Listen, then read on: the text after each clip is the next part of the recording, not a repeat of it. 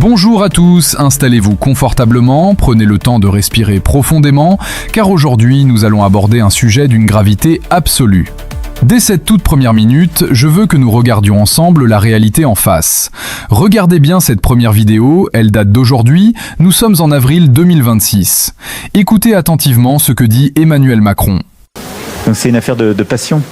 C'est pas tellement un plan de carrière, j'ai pas fait de politique avant, et j'en ferai pas après, tu vois.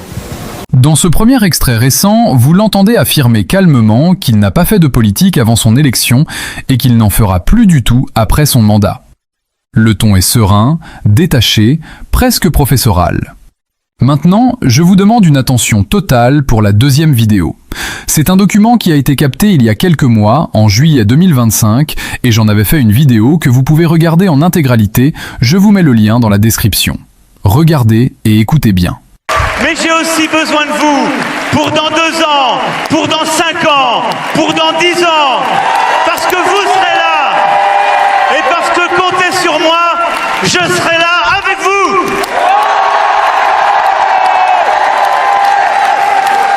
Et ensemble, on ne lâchera rien.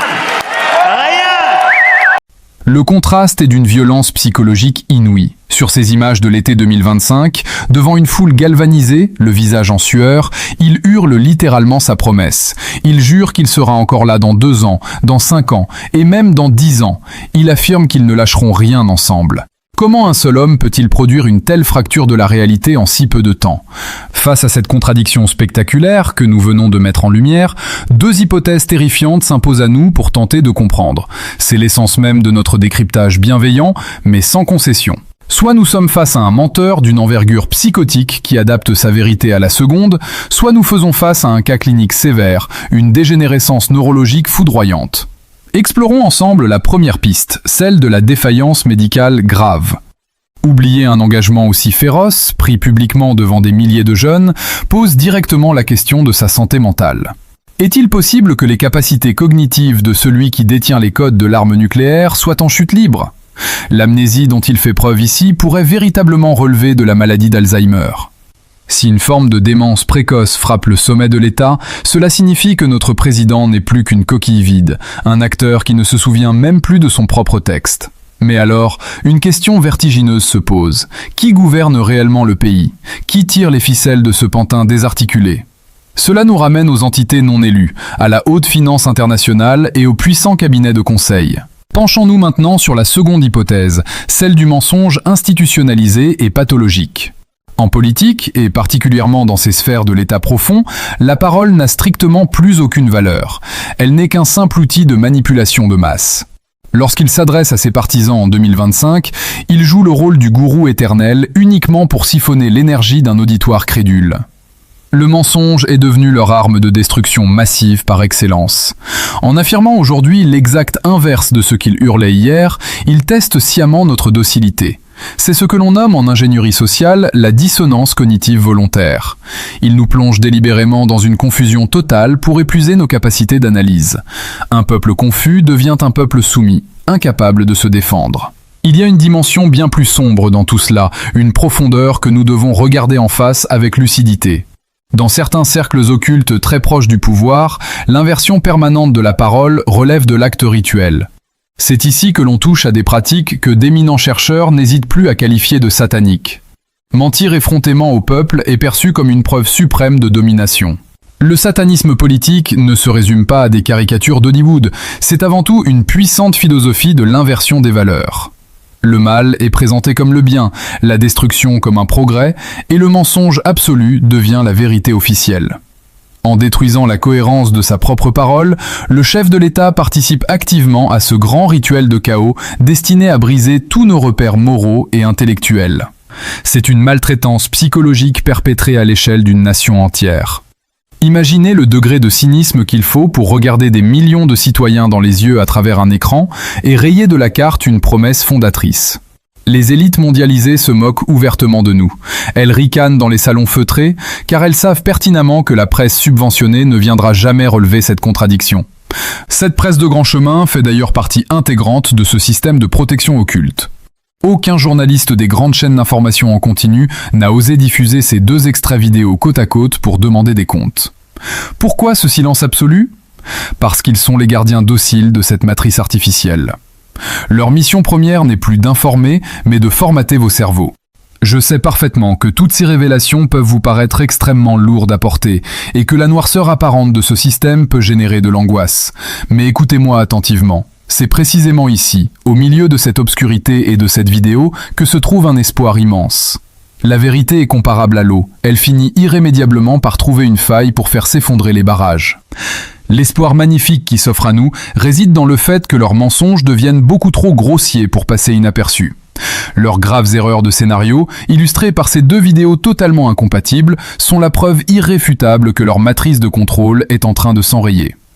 L'éveil des consciences à travers le pays est tout simplement phénoménal, et c'est notre plus grande force pour l'avenir. Leur système global s'écroule en ce moment même sous le poids colossal de ses propres contradictions internes.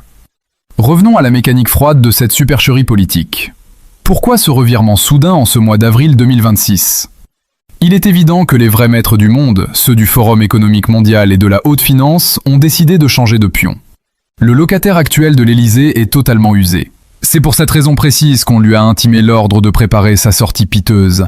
On lui dicte d'annoncer qu'il ne fera plus jamais de politique, car dans les loges secrètes, ils ont d'ores et déjà sélectionné la prochaine marionnette qui viendra vous endormir avec de nouvelles promesses. C'est une immense pièce de théâtre, une farce tragique et macabre financée par l'argent de nos impôts pour manipuler les masses. Quand il s'égosillait en juillet 2025 pour annoncer qu'il serait encore là dans 10 ans, c'était la manifestation d'un ego hors de contrôle, une violente poussée de narcissisme pur.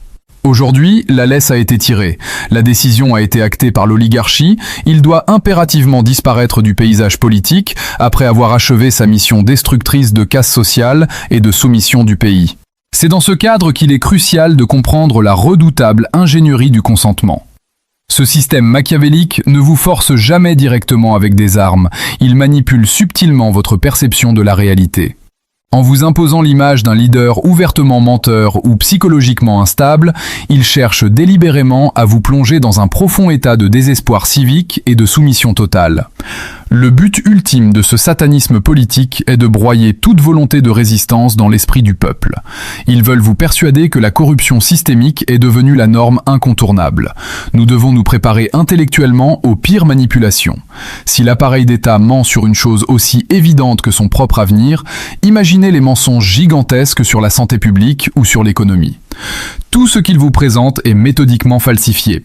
Les statistiques de l'inflation, la réalité de la délinquance, les véritables enjeux des traités internationaux qui sont signés dans notre dos. Ce mensonge éhonté sur son avenir politique personnel n'est en réalité que la minuscule partie émergée d'un immense iceberg de corruption morale. Ne soyez plus jamais les dupes dociles de leur mise en scène télévisuelle. Le ton étrangement doux et faussement apaisé de la vidéo d'aujourd'hui n'a rien de naturel. C'est le fruit d'une hypnose de masse calibrée au millimètre par des spécialistes en programmation neurolinguistique. Ils emploient des fréquences vocales spécifiques et un langage non-verbal hypnotique pour endormir votre esprit critique. Leur objectif est d'implanter cette nouvelle version de l'histoire directement dans votre subconscient. Nous subissons actuellement une guerre spirituelle, psychologique et cognitive d'une violence inouïe, qui se déploie insidieusement à travers tous nos écrans. Face à ce pouvoir qui sombre dans la folie destructrice et le machiavélisme le plus total, comment pouvons-nous nous protéger efficacement ? La première étape vitale est de s'extraire de leur emprise mentale toxique pour préserver notre équilibre psychologique profond.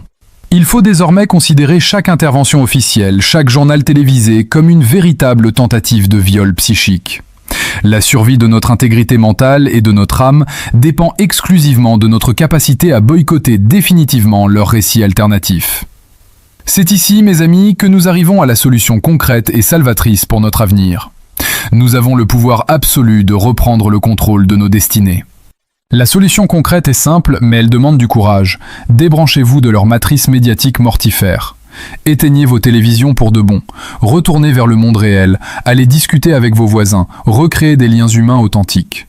C'est en forgeant des réseaux d'entraide locaux et fraternels, en échangeant des services, que nous allons bâtir un bouclier impénétrable contre leur folie destructrice. La véritable résistance ne se passera jamais dans les urnes d'un système électoral qui est intégralement pipé d'avance. Elle s'organise dès aujourd'hui, sur le terrain, dans nos communes, en bâtissant une société parallèle, saine, souveraine et ancrée dans la solidarité véritable. En créant ces communautés résilientes, basées sur la vérité, nous retirons notre consentement, et c'est exactement cela qui les terrifie le plus. Ce système corrompu a vitalement besoin de notre croyance et de nos peurs pour se maintenir en place.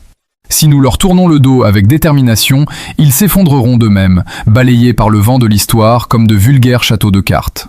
Gardez donc cet espoir inébranlable au fond de votre cœur. La lumière triomphe toujours des ténèbres, et la libération de notre peuple est désormais en marche.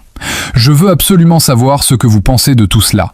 Laissez-moi un commentaire concret sous cette vidéo, dites-moi comment vous percevez cette manipulation mentale et quelles sont vos solutions locales. Surtout, abonnez-vous massivement à cette chaîne, activez la cloche des notifications, partagez cette vidéo à tous vos proches pour les réveiller et mettez un énorme pouce bleu pour vaincre la censure. Prenez soin de vous, la vérité dérange. À très vite pour une prochaine vidéo. Et n'oubliez jamais, tout ce qu'on vous raconte n'engage que vous.